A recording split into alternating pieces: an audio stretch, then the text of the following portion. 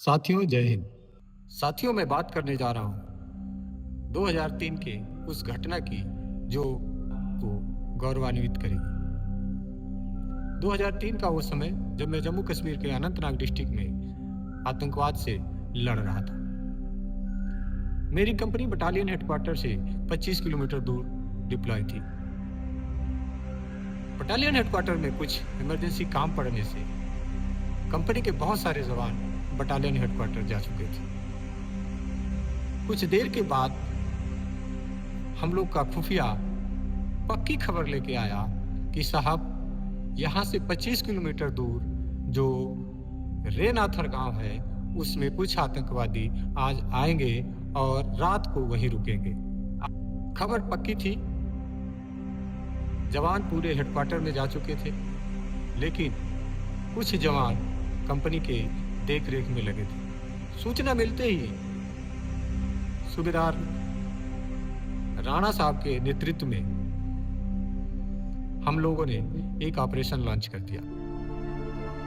Battalion headquarter को phone करके हमने बता दिया कि आप जल्द से जल्द जवानों को बटालियन हेडक्वार्टर से कंपनी भेज दें, क्योंकि ऑपरेशन हम लोग लॉन्च करने जा रहे हैं।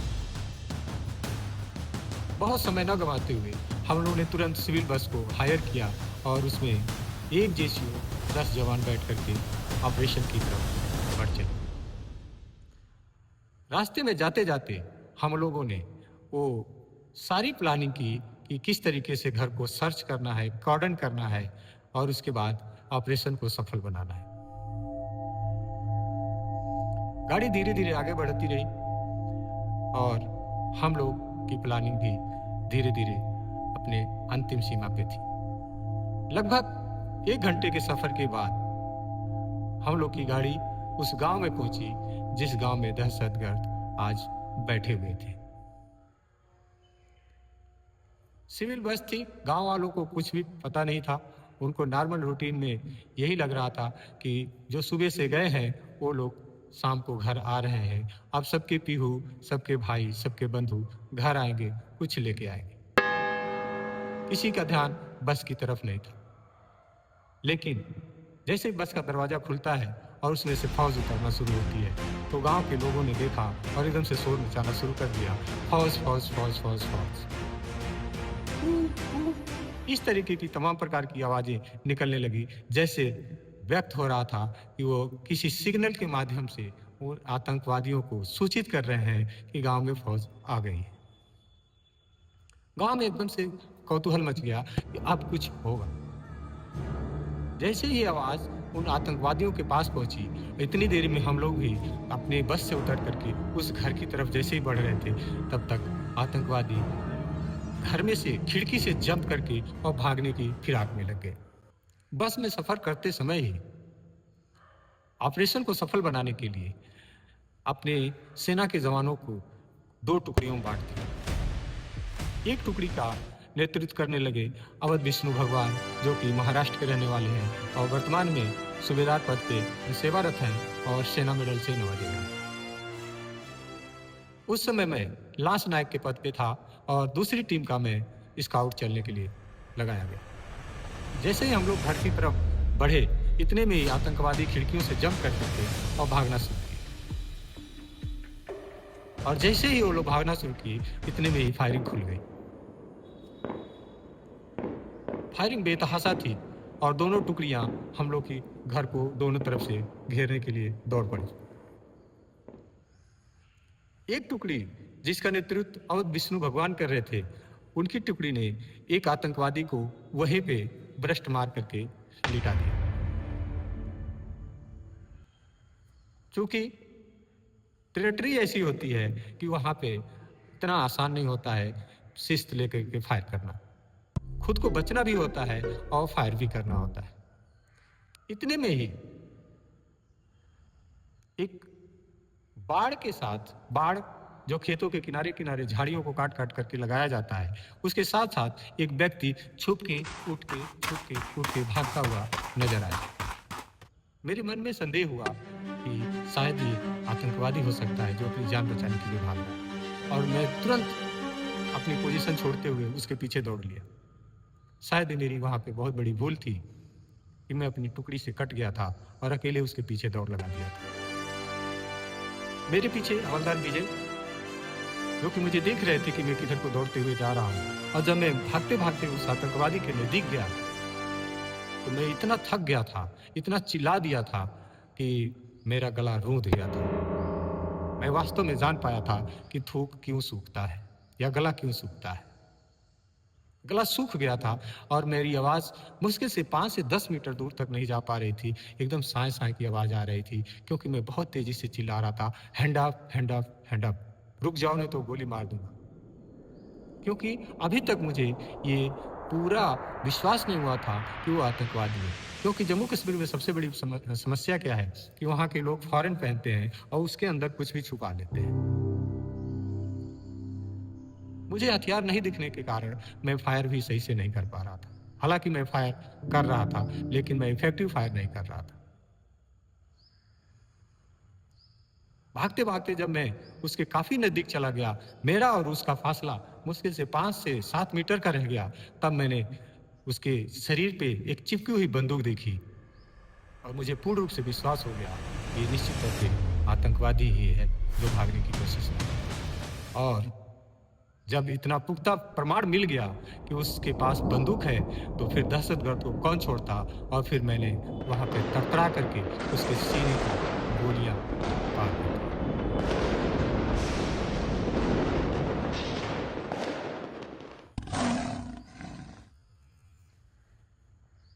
जब वो गिर गया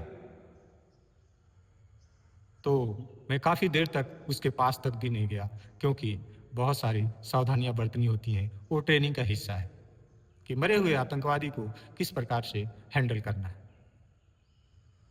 यहाँ पे साथियों मेरे से बहुत बड़ी चूक हुई थी कि जिस उत्साह में, जिस जोश में, जिस जुनून में मैं उसके पीछे भाग रहा था, वो आत्मशक्ति, आत्मबल मुझे कहाँ से मिल रहा था, मुझे भी नहीं समझ में आ रहा था। शायद वही भारत भूमि और वही भारत माता की एक आवाज़ आ रही थी अंदर से, जिसके लिए हम आज भी अपने आप को समर्पित करते हैं कि जो कुछ भी होगा आज देखा जाएगा, लेकिन आज तो जंग होके रहेगा।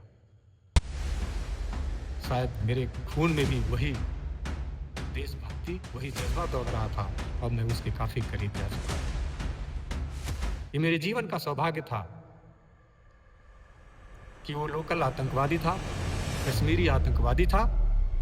अन्यथा अगर वो पाकिस्तान का आतंकवादी रहा होता या फिर अफगानिस्तान का आतंकवादी रहा होता, तो घूम करके वो एक भ्रष्ट मारा होता तो भी मैं धराशायी होता। आज मैं आपसे बात नहीं कर रहा होता और मेरे गांव में मेरी भी कहीं पत्थर की मूर्तियां जड़ी हुई होती। लेकिन भारत भूमि की रक्षा के लिए भी मुझे जिंदा रहना था और मुझे भारत भूमि की सेवा करना था, इसलिए मैं सुरक्षित हूं। आतंकवादी को मारने के बाद काफी देर तक मैं उसके पास नहीं गया। इतनी देर में हवलदार विजय, जो मेरे पीछे मेरे बड्डी थे, पीछे पीछे वो आवाज लगाते लगाते आए। मैं भी उनकी आवाज में सुन रहा था, मैं उनकी आवाज का जवाब भी दे रहा था, लेकिन उनको मेरी आवाज सुनाई नहीं दे रही थी, क्योंकि मेरे गले से आवाज निकल नहीं रही थी, मेरा गला रूंध गया था। काफी देर के बाद वो मेरे पास आए।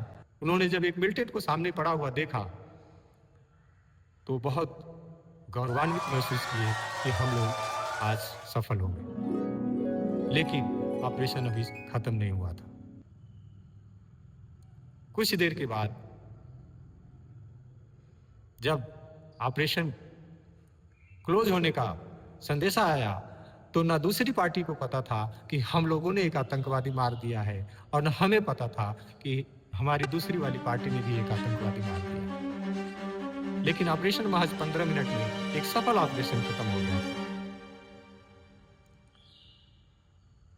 तो जब दोनों टीमें क्लोज होने को हुई, तो सूबेदार राणा साहब ने बड़े जज्बाती में, उनको लगा कि हम लोग शायद असफल हो गए या एक आतंकवादी भाग चुका है, इसलिए वो मेरे पे झल्लाते हुए कहे, क्योंकि मैं स्काउट चल रहा था, इसलिए उन्होंने मेरे पे झल्लाते हुए कहा, इस हालत तुम लोग की वजह से एक आतंकवादी भाग गया। हालांकि वहां पे गालियां हम लोग के आशीर्वाद स्वरूप है।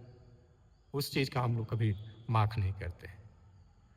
जिस भाव में उन्होंने कहा था कि साला तुम लोग की वजह से एक मिलिटेंट भाग गया है, आतंकवादी भाग गया है, ये बातें बर्दाश्त नहीं हुई। और उसी जज्बे में मैंने भी कहा कि घंटा मेरा आप लोग की वजह से एक आतंकवादी भाग गया। सूबेदार राणा का ये बात सुनना था और तुरंत जवाब मिला कि ये देखो एक आतंकवादी हम लोगों ने मार गिराया है। तो मैंने भी कहा कि वो देखो एक आतंकवादी मैंने भी मार गिराया है। सूबेदार राणा सुन करके ये बात बड़े आश्चर्यचकित हुए। फिर उन्होंने बोला कि उसका हथियार कहाँ है। हम लोगों ने उसका हथियार प्रोजेक्ट किया, एक AK-47, 4 मैगजीन और 3 ग्रेनेड और एक हैंडसेट, जो कि वो अपनी कंपनी कमांडर था। फिर उसके डेड बॉडी के पास ले गया और डेड बॉडी को वहां से उठा के लाए। इस तरीके से साथियों महज 15 मिनट में ऑपरेशन खत्म हो गया, एक सफल ऑपरेशन खत्म हुआ। 2 आतंकवादी ढेर हुए। बटालियन हेडक्वार्टर को फोन किया गया कि आज हम लोगों ने 2 मुर्गा हलाल कर दिया है। बटालियन में खुशी की लहर हुई कि गोल्फ कंपनी ने आज कमाल कर दिया। बहुत चंद प्लान के तहत एक सफलता हासिल की और फिर हम लोग वापस सही सुरक्षित अपनी कंपनी में आए और बटालियन हेडक्वार्टर तक आए। मेडल मिलना न मिलना एक अलग की बात है, लेकिन सुरक्षित रह करके एक सिपाही का फर्ज अदा करना ये अपने आप में किसी बड़े मेडल से कम नहीं है। मैं जानता हूं कि जब भारत भूमि का एक बेटा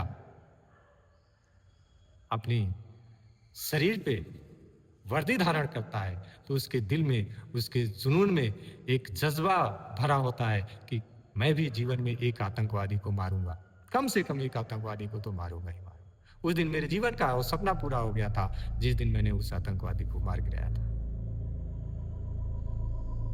साथियों, बड़े फक्र के साथ आज मैं सभी भारतवासियों को सलाम पेश करता हूं, जय हिंद करता हूं कि मैं अपनी वर्दी में बहुत घमंड रखता हूं। न सिर्फ सेना में बल्कि पुलिस में भी आकर के मैं अपनी वर्दी पे घमंड करके नौकरी करता हूं। दुनिया कुछ भी करे उससे हमको क्या लेना देना।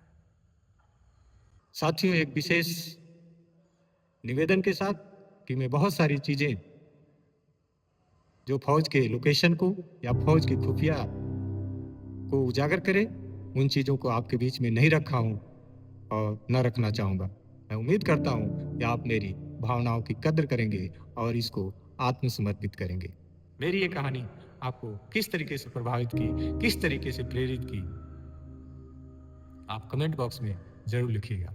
मुझे उम्मीद है कि जिस प्रकार से आपने मेरे 14 दिन के अपहरण की कहानी को सुन करके काफी गौरवान्वित हुए थे, काफी संवेदनाएं व्यक्त की थी, इस कहानी को सुन करके भी आपकी भुजा निश्चित तौर पे फड़फड़ाएगी। जय हिंद, वंदे मातरम।